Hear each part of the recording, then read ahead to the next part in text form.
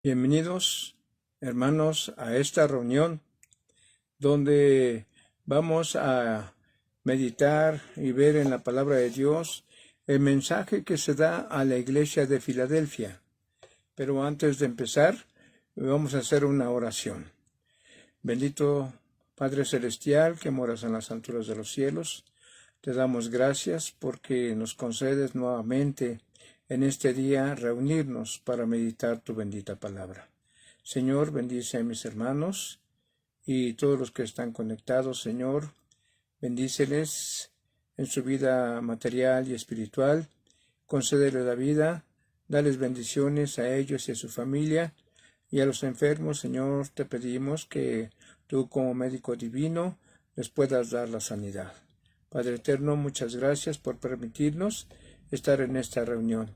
Estudiamos tu palabra, Señor, esperando que tú nos guíes, nos des entendimiento, sabiduría para poderla exponer y para poderla recibir. Bendice pues a mis hermanos que están presentes y aquellos que por diversas causas no han podido reunirse, Señor, bendíceles en donde quiera que estén. Gracias te damos, Padre eterno, porque tú siempre nos ayudas, siempre nos alientas y nos cuidas. En el nombre de Jesús, Señor. Amén.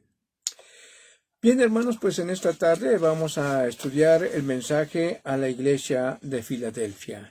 Son 7 iglesias, hermanos, como ya lo vimos al principio, 7 mensajes a los cuales el Señor Jesús se dirige a las iglesias y escribe un mensaje a el espíritu de cada una de estas iglesias. Hoy toca, hermanos, el estudio a la iglesia de Filadelfia.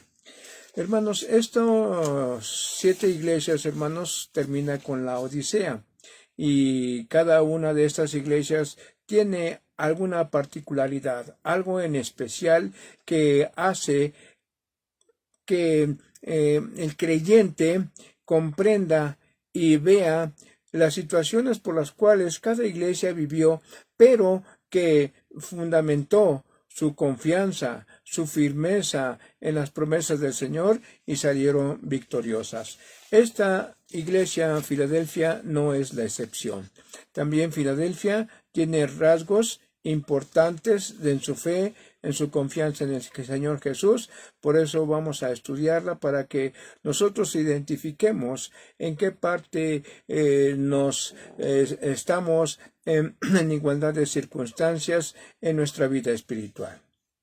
Filadelfia, hermanos, situada en la cumbre de una zona montañosa y volcánica, azotada por terremotos, una ciudad pequeña, hoy en día llamada Alacheche, fundada en el año 159, nombrada Filadelfia por su fundador, Atalo Filadelfo II.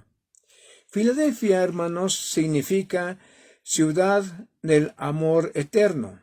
Fue una ciudad oprimida por grupos religiosos, principalmente, hermanos, por los judíos, que buscaban hacer prosélitos en Filadelfia. Y otras corrientes religiosas también, hermanos, la asediaban y la oprimían hasta casi ahogarla, pero se mantuvo firme. Hubo también, hermanos, la corriente universal, que poco a poco se fue haciendo fuerte por su poder militar y político, de donde se originó el papado. Estamos hablando de Roma. Roma, después de que hizo muchas conquistas, hermanos, fue una ciudad que ya se asentó, pero entonces empezó un cambio, no militar, sino ahora político. Este cambio político, hermanos, pues ha perdurado hasta nuestros días en el sentido religioso del papado.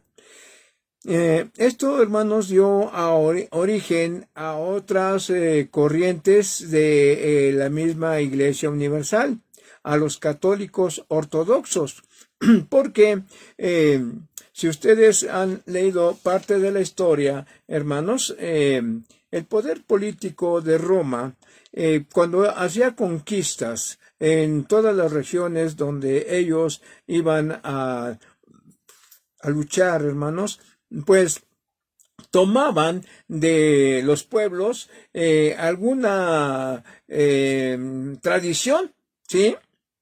Prueba de ello es que tiene pues muchos ídolos. Se llegaba a una ciudad y para convencer a los ciudadanos, pues les tomaba de sus dioses y los unía a su corriente religiosa, ¿sí? Al catolicismo, ¿sí? Que católico no es otra cosa más que universal en el lenguaje antiguo. Bueno, entonces, hermanos, hubo un grupo de esta misma corriente universal, o sea, de la Iglesia Católica, que no aceptó que se trajeran otros dioses de otras poblaciones, y entonces estos se separaron de la Iglesia Universal y fueron llamados católicos ortodoxos. También hubo griegos ortodoxos y rusos también ortodoxos. Los ortodoxos, llamados así, hermanos, por sus principios tradicionales, conforme a su verdad, en cualquier rama del saber religioso y humano, que dio origen a los griegos ortodoxos. Y también, como les dije hace unos momentos, a los rusos ortodoxos, ¿sí? También hubo otra corriente de los anglicanos, hermanos, que profesaban un conjunto de doctrinas de la religión reformada que predominaba sobre todo en Inglaterra. Bueno, cuando estas corrientes, hermanos, empezaron a funcionar, a más bien invadir esas regiones de Asia Menor, donde estaban las 7 iglesias, hermanos, que hemos mencionado, con estas 6 de ellas, hermanos, pues hubo muchas corrientes que querían ganar prosélitos, querían ganar gente para sus grupos, y asediaban a la iglesia de Filadelfia, hermanos. Pero vamos a ver en el transcurso de este estudio de la iglesia de Filadelfia cómo hubo un grupo de que realmente servía al Señor, un grupo de cristianos que buscaba siempre hacer la voluntad de Dios. Hay una frase clave, y esta frase clave dice así: aunque tienes poca fuerza, has guardado mi palabra y no has negado mi nombre.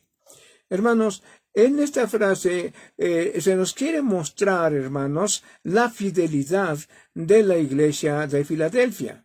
La frase clave tiene que ver con la diversidad de corrientes religiosas, como el judaísmo, las sectas idolátricas y corrientes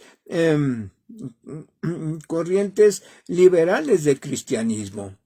Dice en la Escritura: aunque tienes poca fuerza, has guardado mi palabra y no has negado mi nombre. Esto lo vamos a ver en el capítulo 3 de Apocalipsis, verso 8, en su segunda parte. Son palabras, hermanos y hermanas, de aliento y fortaleza para los verdaderos creyentes en Jesucristo. Apocalipsis 3, verso 7. Vamos a iniciar, hermanos, la lectura de la palabra de Dios para ir desentrañando algunas cosas que nosotros no entendemos.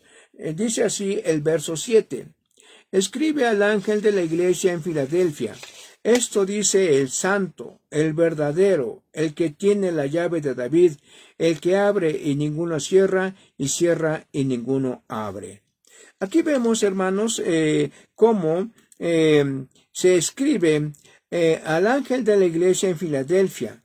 Pero aquí hay que reconocer que quien está hablando dice la palabra, dice esto, el santo, el verdadero, el que tiene la llave de David. Bien, vamos a ver, hermanos, que vamos a decir, desarrollando este texto, el santo. ¿Quién es el santo? Dice el santo. Es el apartado, hermanos, el limpio de pecado, porque en Jesucristo nunca se vio pecado, nunca pecó. Como dice la Escritura, vamos a identificar que se está hablando precisamente de nuestro Señor Jesucristo. Capítulo 4 de Apocalipsis, para ver, hermanos, quién es este santo del que se está hablando.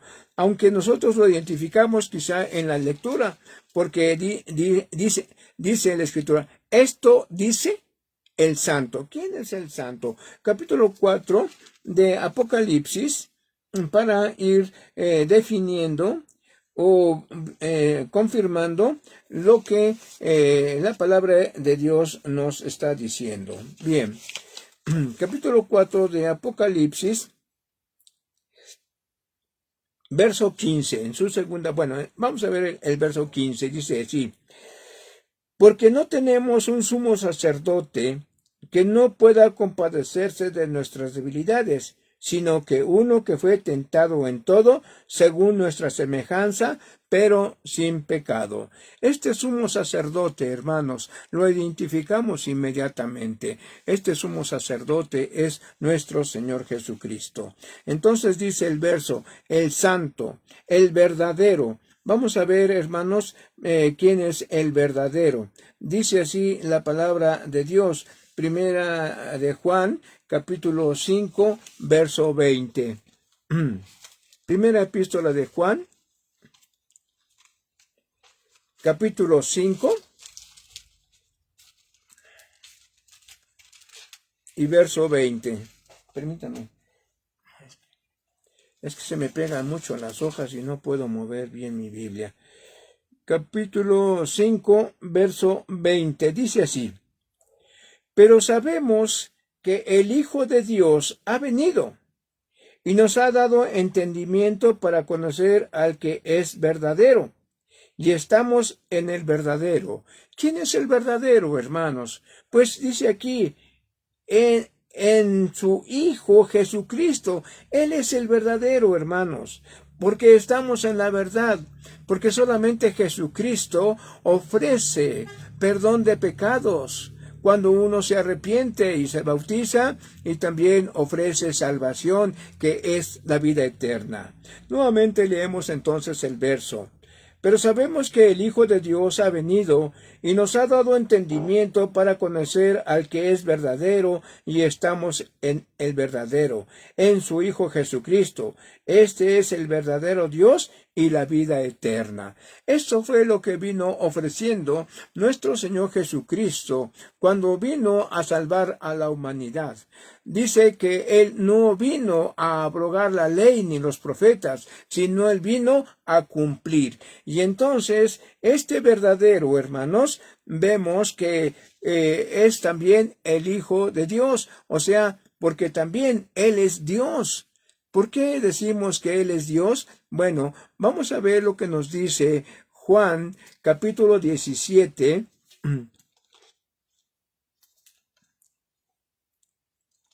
Juan capítulo 17, en su verso 22, para que veamos, hermanos, que aunque está hablando de Dios, está también hablando de Jesucristo. O sea, el nombre de Jesucristo está ahí implícito, porque dice el verso 22 del capítulo 17 de Juan así: la gloria que me diste, está hablando Jesucristo. Esta es una oración que está elevando a su Padre Celestial, porque Él está a punto de padecer. Él está a punto de ser aprendido, de ser juzgado y de ser condenado a la cruz y a muerte, una muerte de cruz. La gloria que me diste, yo les he dado, para que sean uno, así como nosotros somos uno. O sea, Jesucristo está hablando al Padre y dice, así como nosotros, o sea, tú y yo, somos uno. ¿Sí? O sea, la esencia del Padre es nuestro Señor Jesucristo. Así es que Jesucristo entonces también es Dios, porque es la esencia del Padre Celestial. Bien, dice así entonces el verso 3, y el que tiene la llave de David. Hermanos, esta llave de David, hermanos, es una profecía en Isaías 22, verso 22. Vamos a leerla, si ustedes gustan acompañarme y si quieren nada más oír, pues ustedes van a ver, hermanos, que esta oportunidad que se da al Señor Jesús de tener la llave, dice así en verso 15. Jehová de los ejércitos dice así: Ve, entra a este tesorero, a Sebna el mayordomo, y dile: ¿Qué tienes tú aquí? ¿Qué tienes tú aquí? ¿O a quién tienes aquí que labrases aquí sepulcro para ti? Como el que en lugar alto labra su sepultura, o el que esculpe para sí morada en una peña. He aquí que Jehová te transportará en duro cautiverio, y desierto te cubrirá el rostro. Dice así en el verso 22. Dice así: Y lo vestiré de tus vestiduras, y lo ceñiré de tu talabarte, y entregaré en sus manos tu potestad, y será padre al morador de Jerusalén y a la casa de Judá.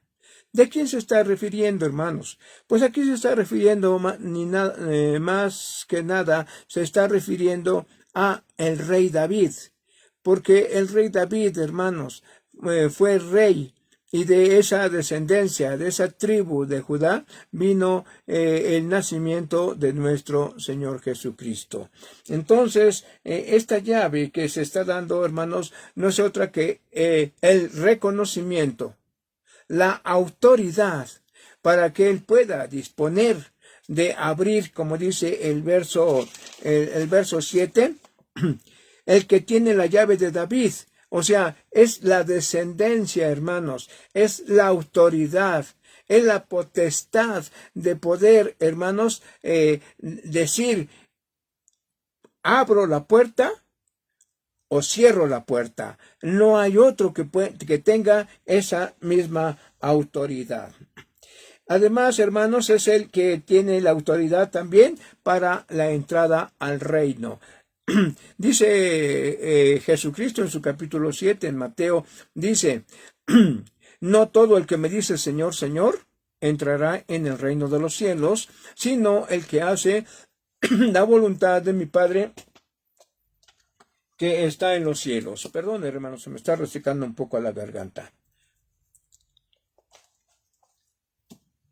Bueno, entonces, este verso, hermanos, ya lo definimos con el apoyo de la Biblia. Recuerden ustedes que la Biblia es su propio intérprete. No necesitamos de libros adjuntos a la Biblia para poder interpretarla. La Biblia tiene su propia interpretación de los acontecimientos futuros. Y no nos equivocamos, porque estamos leyendo la palabra de Dios.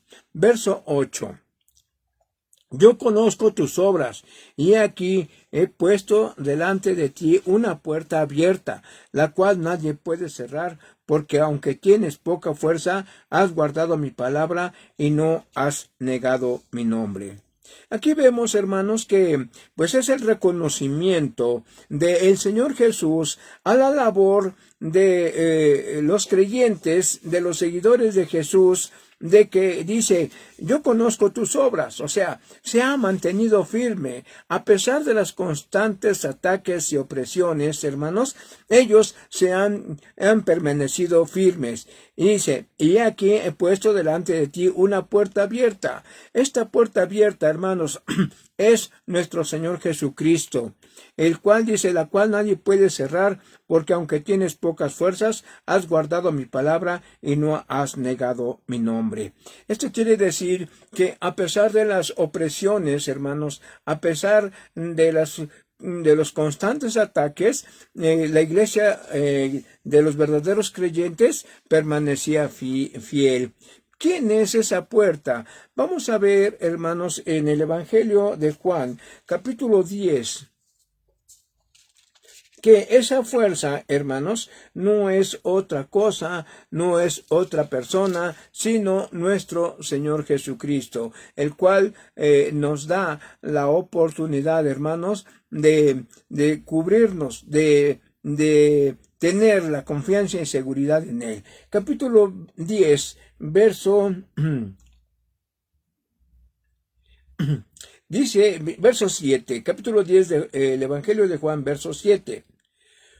Volvió pues Jesús a decirles, de cierto os digo, yo soy la puerta de las ovejas. Bien, dice así, yo soy la puerta, verso 9, yo soy la puerta. El que por mí entrare, será salvo, y entrará y saldrá y hallará pastos. Entonces, hermanos, a pesar de la opresión, a pesar de las contentes acechanzas de las corrientes religiosas, hermanos, aquí vemos que Jesucristo es esa puerta que puede dar paz, tranquilidad y seguridad. Dice que porque aunque tienes poca fuerza, has guardado mi palabra y no has negado mi nombre. Entonces el Señor Jesucristo está reconociendo que la iglesia de Filadelfia, quizás no en toda su congregación, pero sí había muchos que estaban firmes en el Evangelio de Jesucristo. Por eso dice que Él va a abrir una fuerza, porque Él ve que tiene poca fuerza, pero lo importante es que han guardado su fe. O sea, como que están a punto de claudicar, de rendirse, pero entonces la puerta que es Jesucristo y que está abierta, Él los va a socorrer, Él los va a mantener, Él los va a fortalecer. Dice, aunque tienes poca fuerza, has guardado mi palabra y no has negado mi nombre. Son hijos de Dios e hijos de Jesucristo. ¿Por qué hijos de Jesucristo? Dice Juan 1:12, a todos los que le recibieron, a los que creen en su nombre, les dio potestad de ser hechos hijos de Dios. O sea, ellos ya están firmes en ese conocimiento, y ahora esa puerta que es nuestro Señor Jesucristo, ellos pueden acercarse a refugiarse en Él. Vamos a ver otro verso. Dice así.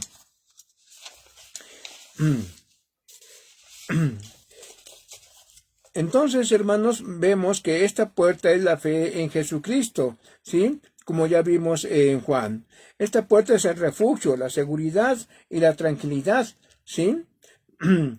Dice la Escritura que nadie puede cerrar. Vamos a ver qué nos dice Mateo, capítulo 11. Capítulo 11, para reafirmar lo que estamos leyendo en su verso 28. Dice así la palabra de Dios. Venid a mí, todos los que estáis trabajados y cargados, que yo os haré descansar. Aquí entonces, hermanos, esta es la seguridad al tener esa puerta abierta. Venid a mí todos los que estáis trabajados y cargados, que yo os haré descansar. Estas palabras, hermanos, son de fortaleza. Estas palabras son de aliento. Quien se sienta cansado, quien se sienta trabajado y cargado, hermanos, puede descansar en nuestro Señor Jesucristo, el cual es la puerta por la cual nosotros podemos pasar y podemos encontrar tranquilidad, paz. Dice, y dice Juan, como vimos en su capítulo 10, que hallará pastos, ¿verdad?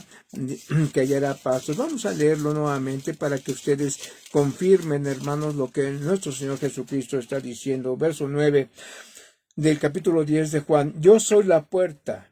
El que por mí entrare será salvo, y entrará y saldrá y hallará pastos. O sea, comida nutriente, comida rica. Entonces, hermanos, nuestra confianza es en nuestro Señor Jesucristo, como lo fue para la iglesia de Filadelfia. Verso 9. He aquí, yo entrego de la sinagoga de Satanás a los que se dicen ser judíos y no lo son, sino que mienten, y aquí yo haré que vengan y se postren a tus pies y reconozcan que yo te he amado. Es un texto, hermanos, es un texto que nosotros debemos de considerar. Aquí parece ser que no tiene ninguna enseñanza. Pero en verdad tiene una gran enseñanza. ¿Por qué? Porque dice aquí la Escritura, verso 9, he aquí, yo entrego de la sinagoga de Satanás a los que se dicen judíos y no lo son, sino que mienten. Hermanos, vemos entonces que una sinagoga era el lugar donde los judíos, hermanos, entraban a adorar al Dios, donde ofrecían sus sacrificios para perdón de pecados. Pero estos mismos judíos, ahora se han convertido en unos mentirosos, dice aquí la Biblia, dice así, dice, a los que se dicen judíos y no lo son, sino que mienten, ¿sí? O sea, que se han vuelto contrarios a la verdadera adoración de Dios. Y ahora, en lugar de ser una iglesia de adoración a Dios, han sido o se han convertido en una sinagoga de Satanás porque mienten. Y cuando mienten, hermanos, entonces se convierten en hijos de Satanás, el cual, hermanos, él es mentiroso desde el principio, según dice la Escritura, y ustedes lo pueden ver. Bien, entonces, hermanos, aquí vemos que los que son verdaderos seguidores de Jesús en Filadelfia, ellos, hermanos, pues han tenido que ser, están siendo asediados por los judíos, pero no con la Escritura, ni con la palabra de Dios, sino con mentiras. ¿Sí? Porque ellos mismos acusaban a los creyentes y los denunciaban para que fuesen capturados y puestos en una cárcel. Pero fíjese lo que dice la segunda parte. Yo haré que vengan y se posen a tus pies y reconozcan que yo te he amado. ¿Qué significa esta parte? Bueno, vamos a ver, hermanos, que nuestro Señor Jesucristo dice que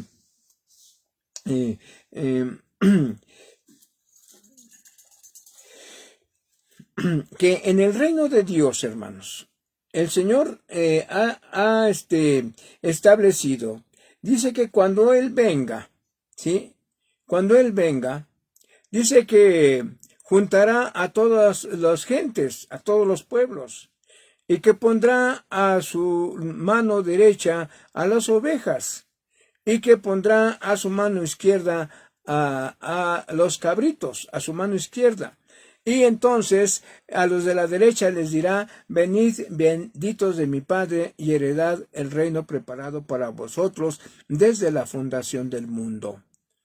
Cuando esto sucede, hermanos, es porque el Señor viene a reinar en el reino de Dios.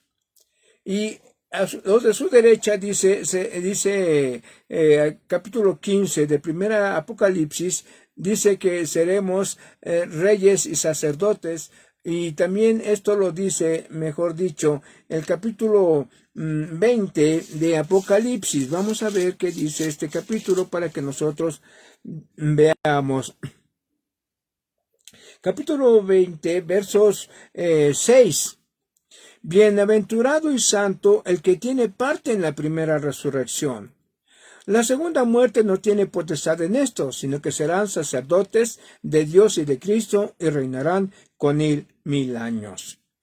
Entonces, hermanos, analizando esta última parte, dice: yo haré que vengan y se postren a tus pies y reconozcan que yo te he amado. ¿Cuándo será ese tiempo en que los judíos que no aceptaron a los que creían en Jesucristo, en su evangelio, cuándo será ese momento? Bueno, pues cuando Cristo venga, porque los seguidores de Jesús, los seguidores en Filadelfia, hermanos, que fueron menospreciados, que fueron blasfemaron en contra del nombre de Jesús porque ellos eran creyentes.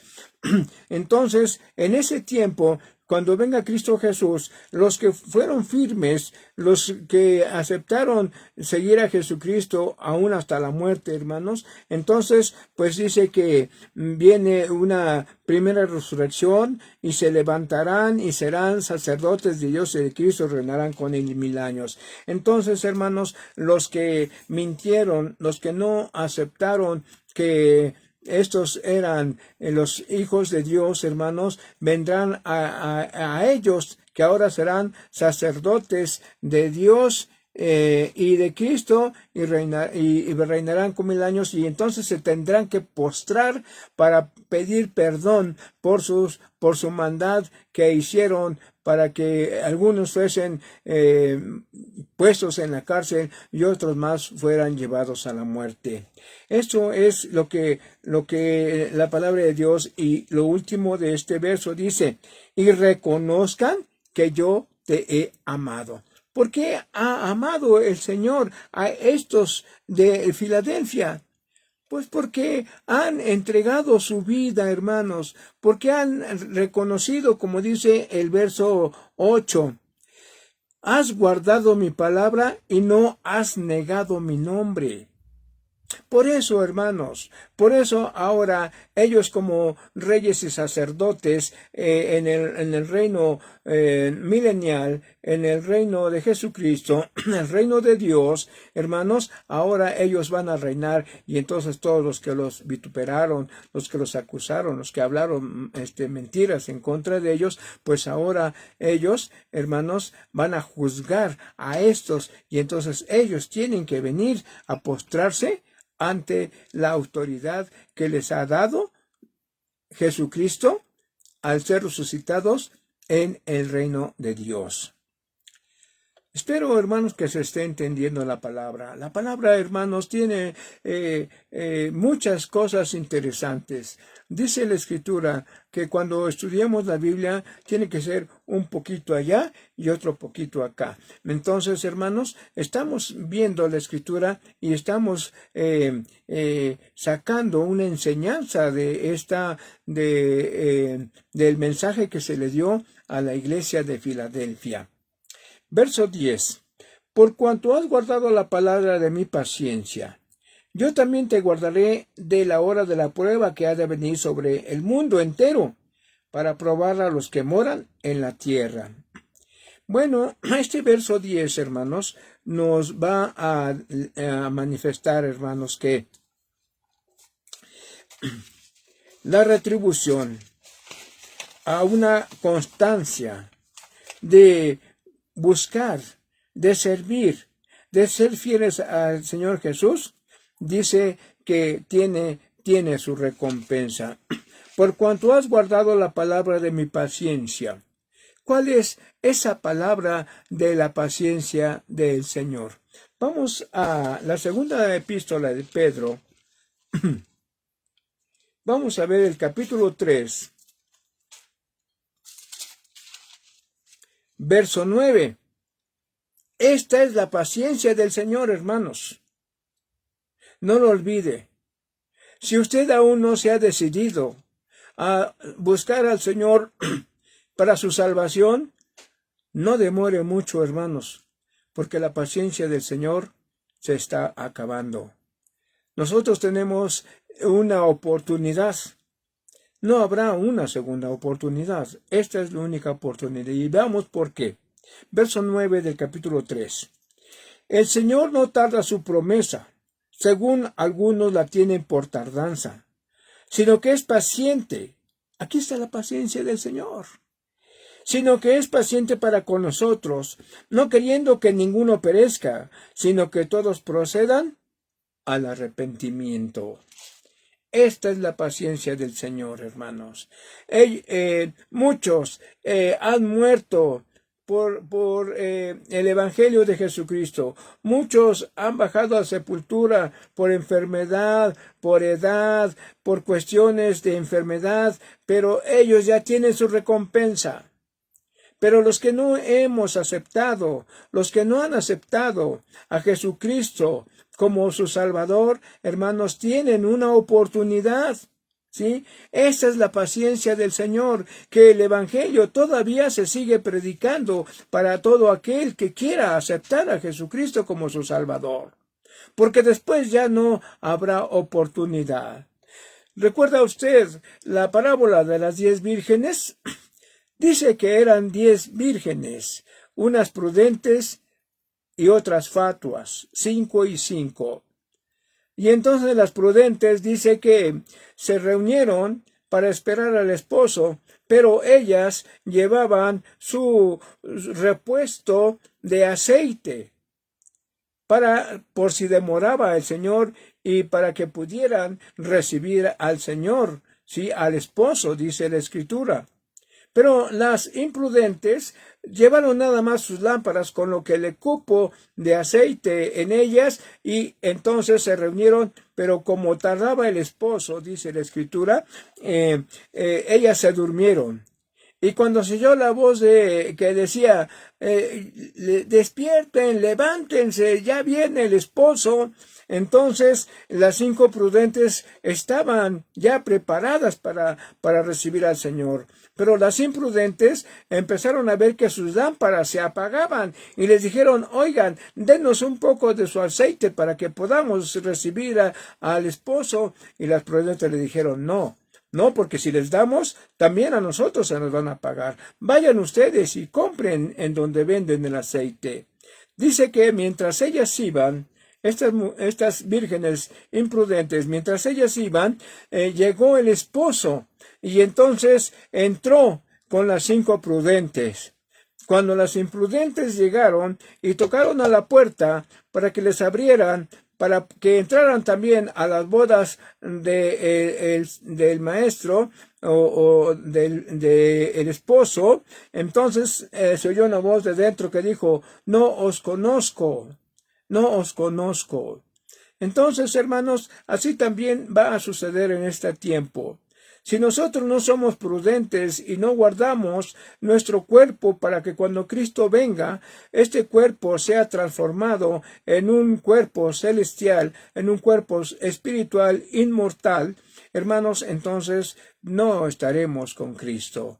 Necesitamos entonces aceptar a Jesucristo en nuestro corazón, vivir para Cristo, pero tenemos que renunciar a las cosas del mundo, a las cosas que no nos ayudan en nada, sino que nos estorban, a las cosas que Satanás tiene autoridad sobre ellas, los vicios, la idolatría, los adulterios, las borracheras, las orgías, todo eso, hermanos. Por eso al principio hablamos del santo y del verdadero, que era nuestro Señor Jesucristo, porque Él nos vino a dar ejemplo.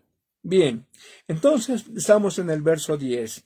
Por cuanto han guardado la palabra de mi paciencia, ya vimos que la paciencia del Señor es que no quiere que nadie perezca, sino que todos procedamos al arrepentimiento. Yo también te guardaré de la hora de la prueba que ha de venir sobre el mundo entero para probar a los que moran sobre la tierra. Hermanos, hubo una persecución, hubo una opresión para la iglesia, para las iglesias de Asia.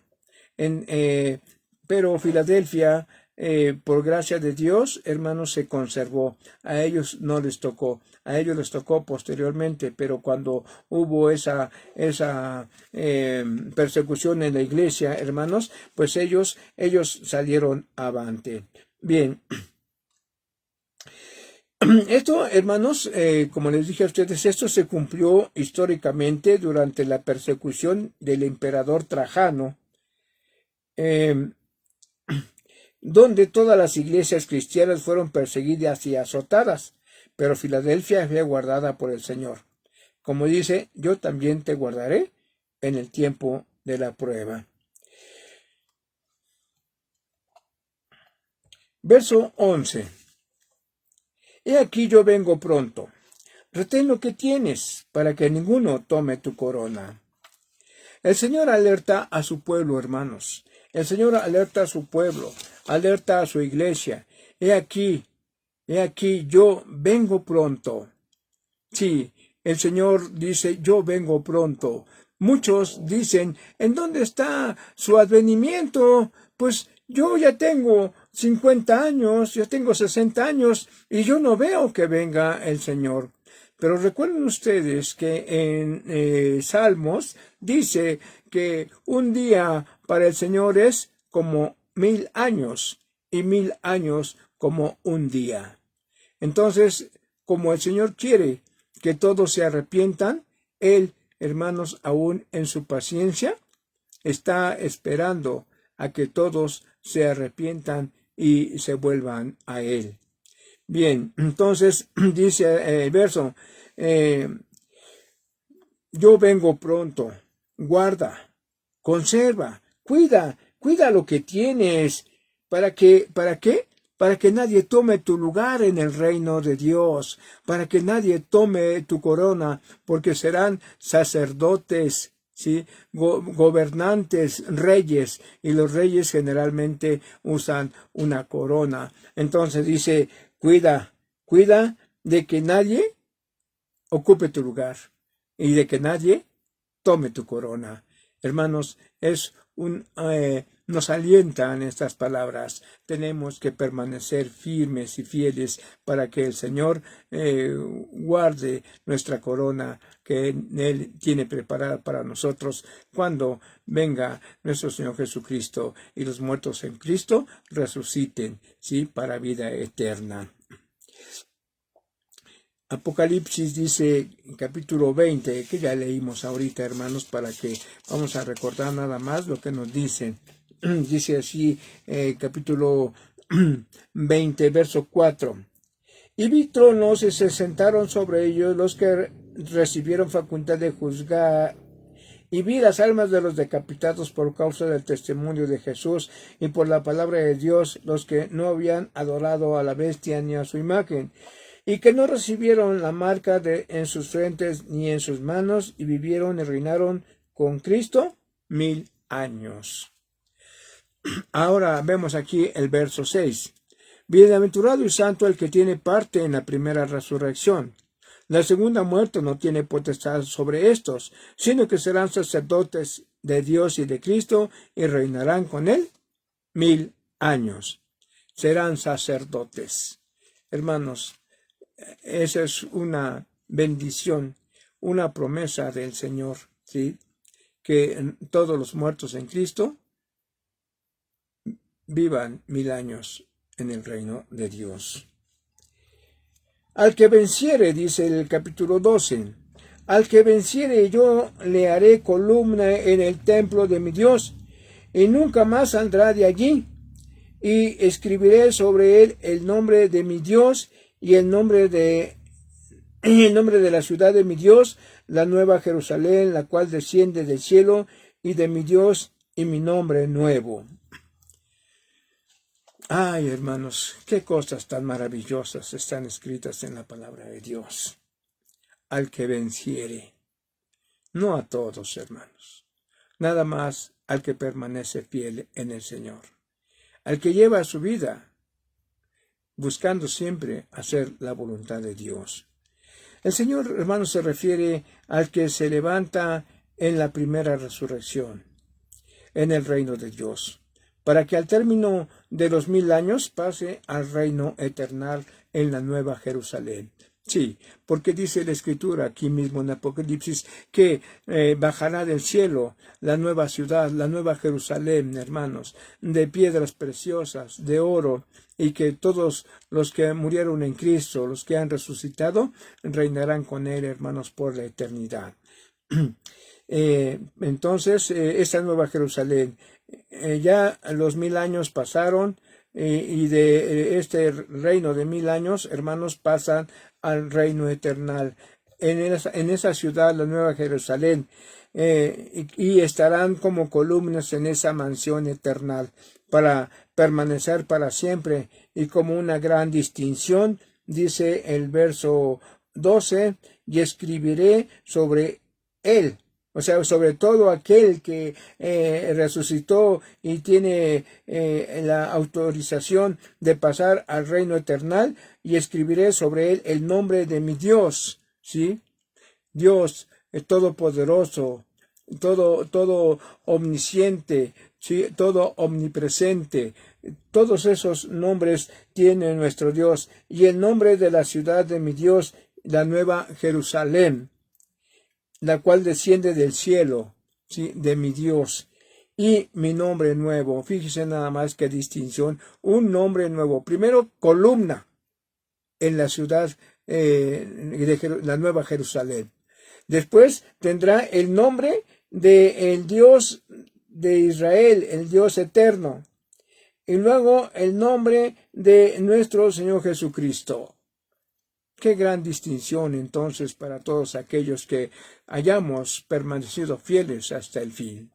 Y yo les invito, hermanos, a que no echemos en saco roto la palabra de Dios, porque Jesucristo dijo, no todo el que me dice Señor, Señor entrará en el reino de los cielos, sino el que hace la voluntad de mi Padre que está en los cielos.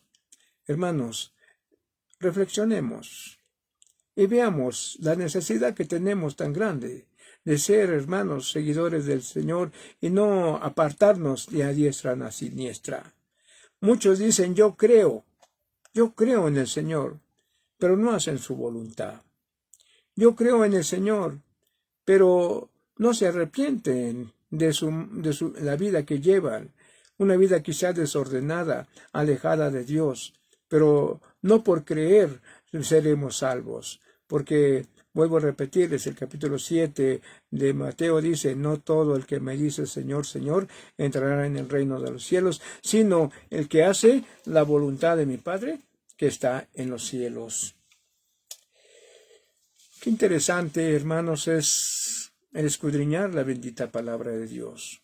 Para muchos de nosotros, este estudio de la Iglesia de Filadelfia nos alienta, nos fortalece. Quizá para otros los haga reflexionar. Pero no echemos en saco roto la enseñanza de nuestro Señor Jesucristo. Acerquémonos, entreguémonos al Señor. No esperemos hasta el momento final, porque hasta el momento final, cuando Cristo venga, dice que pondrá a unos a su derecha y a otros a su izquierda. A los de la derecha dirá, venid, benditos de mi Padre, y heredad el reino preparado para vosotros desde la fundación del mundo. Y a los de la izquierda les dirá, apartaos de mí, malditos, al fuego eterno, porque son obradores de maldad. El verso 13, hermanos, dice, el que tiene oído, oiga lo que el Espíritu dice a las iglesias. El Espíritu de Dios, hermanos, nos está hablando en estos tiempos. Los tiempos son difíciles. Guerras, rumores de guerras, hambres, pandemias, muertes, hermanos, guerras, y eso, hermanos, que ha creado un caos en el mundo. Esta guerra de Ucrania y Rusia, hermanos, ha venido a elevar todos los precios de todos los insumos que nosotros necesitamos para vivir, de las gasolinas, de todo, hermanos. Y, hermanos, aún esa guerra no termina. Quiere decir que el tiempo del Señor está cerca. No nos agarren como las vírgenes imprudentes, sin aceite en nuestra lámpara, sino que estemos preparados para recibir al Señor cuando Él venga. Quiero agradecer, hermanos, su atención, quiero agradecer su presencia, su interés por conocer de la palabra de Dios. Seguiremos estudiando la palabra de Dios, no crean que terminando las 7 iglesias ya terminamos. Si Dios me presta la vida, el próximo viernes veremos la iglesia de la Odisea, es la 7ª iglesia. Y si ustedes quisieran escuchar o saber de algún tema importante, hermanos, ustedes tienen mi número de celular, mándenme un mensaje y yo me procuraré estudiar la bendita palabra de Dios para poder, hermanos, dar una enseñanza, no del ministro Orlando Juárez, no, de la palabra de Dios, del Evangelio de Jesucristo, porque para eso fuimos llamados, para pregonar el Evangelio de nuestro Señor Jesucristo y hablar de la verdad. Dice Jesucristo, conoceréis la verdad y la verdad os hará libres. Hermanos, yo deseo que Dios me los bendiga. Vamos a orar para retirarnos de esta reunión. Bendito Padre Celestial, que moras en las alturas de los cielos. Muchas gracias te doy, Señor, por mis hermanos que se han conectado en esta tarde. Señor, bendice sus vidas, bendice su vida espiritual, bendice su familia, que haya en los hogares paz, tranquilidad, seguridad, Padre eterno, y la certeza de que tú estás en medio de ellos. Padre eterno, también te pido por mis hermanos enfermos. Hay algunos enfermos en tu congregación, Señor. Yo te pido que tú les bendigas, que tú les cuides, que tú les des, Señor, de tus ricas bendiciones.